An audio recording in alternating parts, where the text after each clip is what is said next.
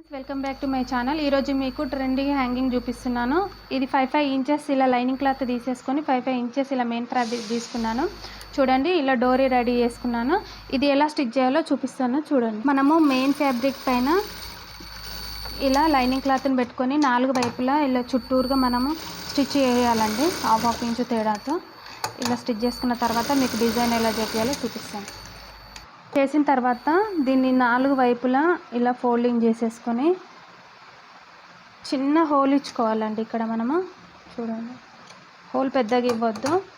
ఇలా హోల్ ఇచ్చిన తర్వాత ఇక్కడ లోపల లైనింగ్ క్లాత్ని మాత్రమే కొంచెం పెద్దగా కట్ చేసుకోవాలి, ఎందుకంటే మనం ఈ మెయిన్ ఫ్యాబ్రిక్ని బయటకు తీయనీకి.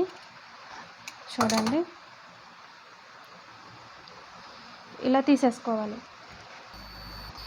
ఇలా వచ్చింది కదా, మనము దీన్ని ఇలా పెట్టేసుకొని ఇలా 4 ఫోల్డింగ్స్ ఇలా చేసేయాలి.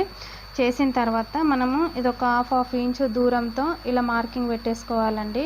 4 వైపులా ఇలా పెట్టేసుకున్న తర్వాత దీన్ని ఇలా తీసిన తర్వాత ఇప్పుడు ఒక హాఫ్ ఇంచు దూరంలో పెట్టాం కదా, ఇలా దీనికి దగ్గరలో ఒక కుట్టు వేయాలి.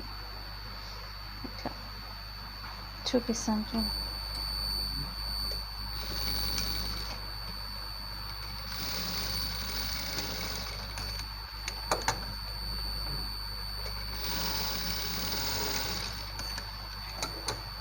మళ్ళీ ఇటువైపు కూడా అలానే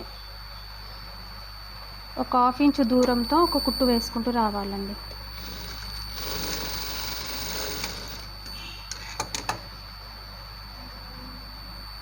ఇలా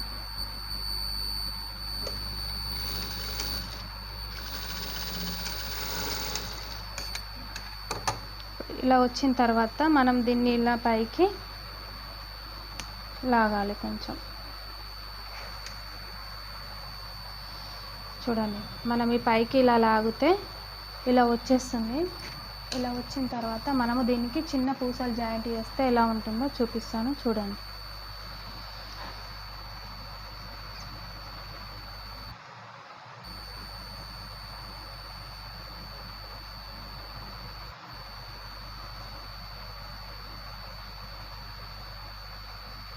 ఇలా లాస్ట్కి మనం ఇట్లా ఒక చిన్న పూసను